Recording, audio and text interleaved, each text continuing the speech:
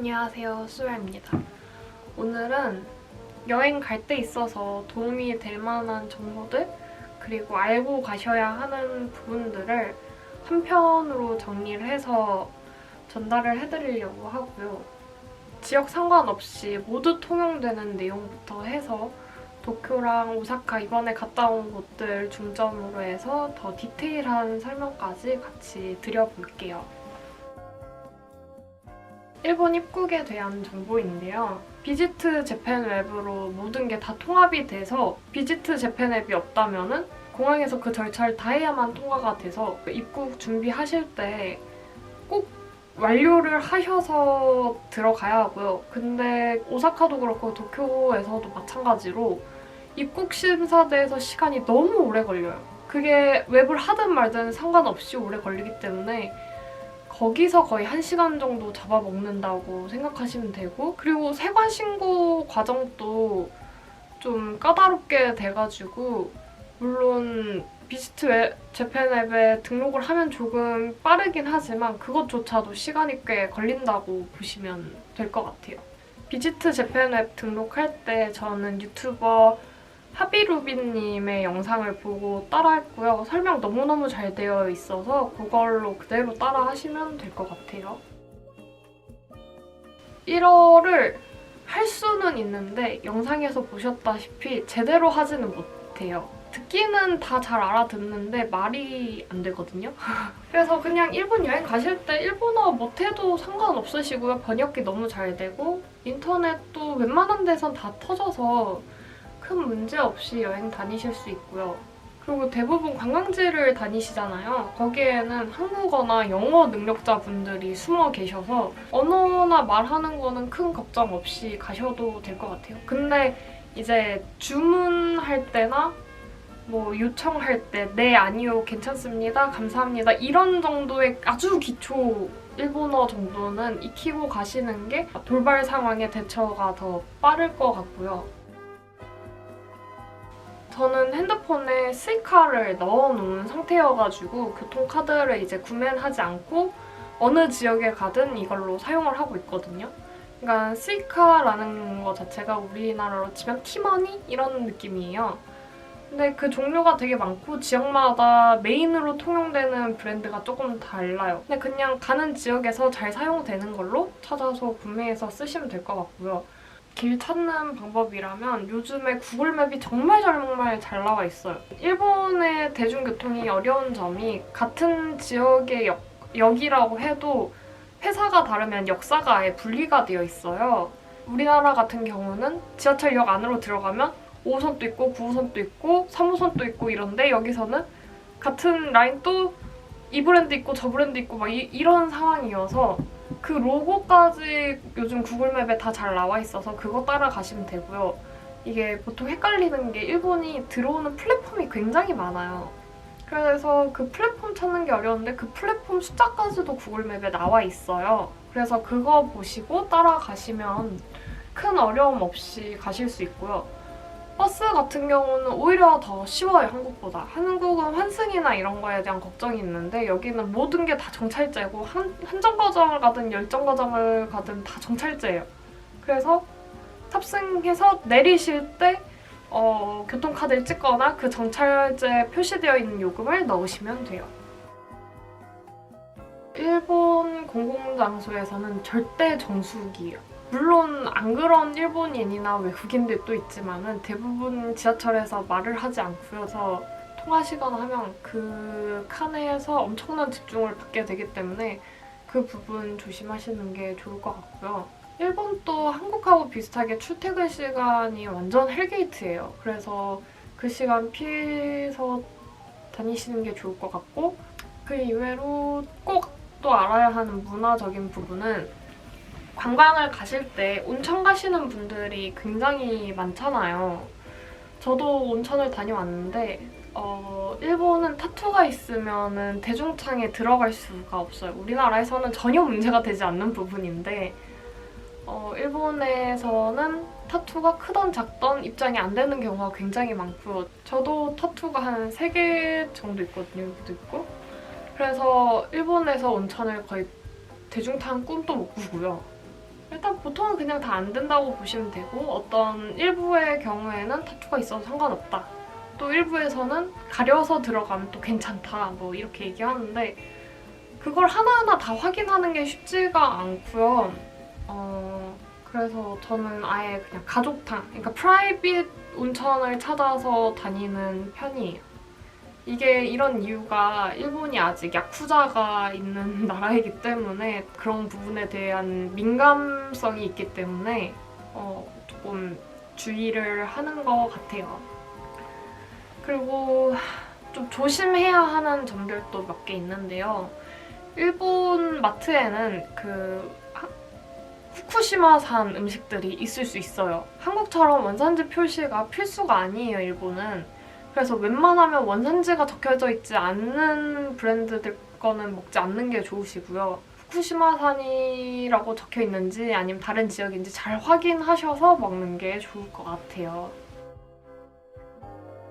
핸드폰 관련된 얘기를 해야 하는데 핸드폰은 테더링이나 이런 걸 안 하고 e심이라고 해가지고 핸드폰 요금제를 추가하는 방식이 있어요. 제가 예전에는 실제로 유심을 갈아 끼는 것들을 썼는데 유심 챙기고 막 신경 쓰는 그게 너무 싫어가지고 저는 애초에 핸드폰에 등록해서 가져갈 수 있는 e심을 등록했고 도시락 와이파이 거기서 e심 구매해서 챙겨갔어요. 근데 여기서 참고하셔야 하는 게 e심은 최신 갤럭시 라인하고 애플에만 적용이 돼요. 그래서 이전 시리즈를 가지고 계시면은 등록 자체가 안 되실 수 있어서 그거는 참고하셔서 등록을 해야 하시고 포켓 와이파이보다는 유심이 낫고요. 포켓 와이파이가 편하기는 하지만 충전이나 이 짐이 되는 게 생각보다 커요.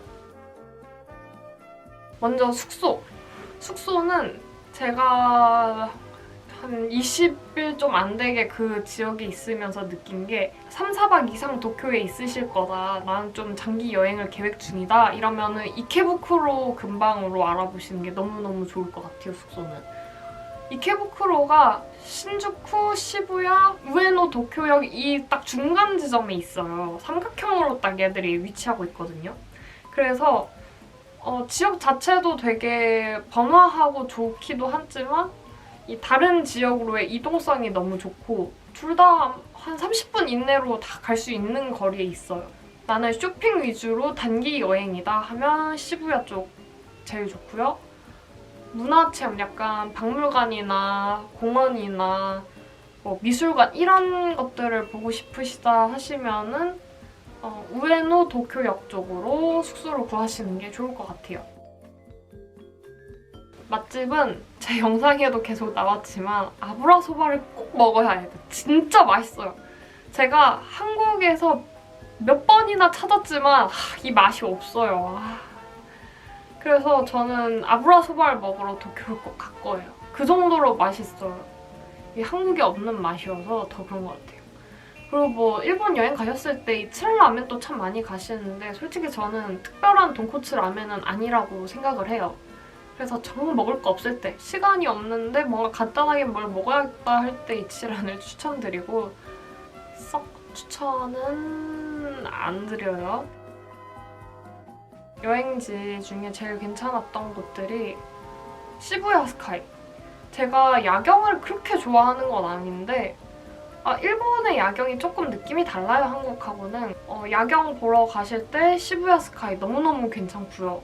우에노에 있는 서양미술관이 있는데 그림 좋아하시고 박물관 같은 거 보는 거 좋아하시는 분들은 거기도 너무 괜찮아요. 작품들도 되게 좋고 조용히 그냥 산책하듯이 그 동네를 보기가 되게 괜찮아서요. 이 두 개가 합쳐져 있는 게 롯본기 힐즈 모리미술관이거든요.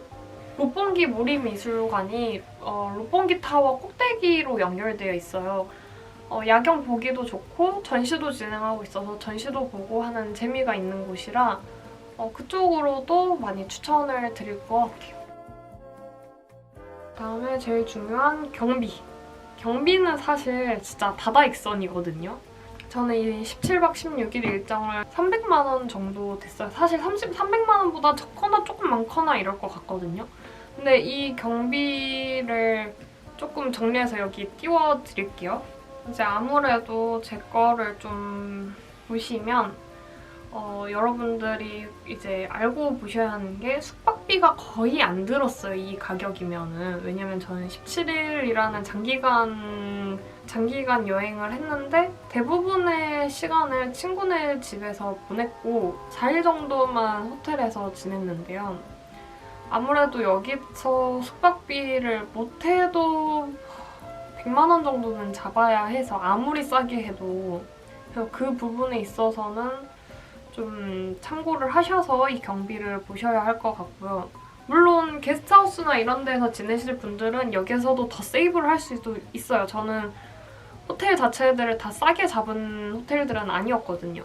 비행기 값도 조금 저렴하게 산 편이긴 해요. 완전 극성수기에 갔던 게 아니었어서. 그래서 31만 원 정도의 비행기를 탔는데 캐리어 사이즈 키우는 것도 해서 31만 원이라 이거는 조금 저렴하게 간 편이라서 여기서도 만약에 플러스 마이너스가 살짝 있을 것 같아요. 그리고 제가 교통비가 한 13만 원 정도 들었는데 이거는 거의 고정값, 4%는 고정값이에요. 일본은 교통비가 비싸기도 비싸고 관광객인 입장에서는 택시 타는 거는 쉽지가 않아가지고 교통비로 많이 나갔어요. 그래서 일본 가실 때 교통비는 한 10만 원 정도는 잡으셔야 할 것 같아요. 그리고 식비도 50만 원 정도 썼는데 먹고 싶은 거 다 먹었어요, 진짜. 근데 물론 슈퍼나 장 봐서 먹는 음식들도 되게 많았음에도 작은 돈은 아니지만 먹고 싶은 거 다 먹으면서 지내면 한 50만 원 정도? 문화 티켓, 이런 티켓과 기념품 같은 거 사는데 또 한 20만 원 정도 쓰고 좀 쇼핑을 많이 했어요. 꼰대 가르송도 워낙 많이 사고 해가지고 부탁받은 것들 뭐 제외한다 해도 거의 100만 원 가까이는 든 것 같아요. 제가 봤을 때는 쇼핑에. 그리고 환전은 한 150만 원 정도 해서 갔어요. 계산은 그랬어요. 1일에 최대 한 10만 원 정도 쓴다라고 생각하고 환전을 했거든요. 그래서 물론 현금으로 다 쓰는 것은 아니지만 그냥 넉넉 잡아서 10만 원 정도면은 부족함 없이 현금으로 쓰고 올 수 있는 정도의 금액이고요. 오사카에서의 숙소는 오사카라면은 남바역 근처 무조건이에요. 이거는 솔직히 말하면은 그 예약하시려고 보셔도 다 알겠지만은 남바역에 다 몰려 있고요. 남바역이 이동하기도 편하고 식당 가기도 편하고 나중에 공항 갈 때도 편하고 다 편한 지역이에요. 그래서 남바역이 많기도 많아서 호텔이 그 남바역 근처면 제일 좋고요. 그 중에서도 저는 난카이 남바역 근방에 있는 숙소들을 제일 추천을 많이 드려요.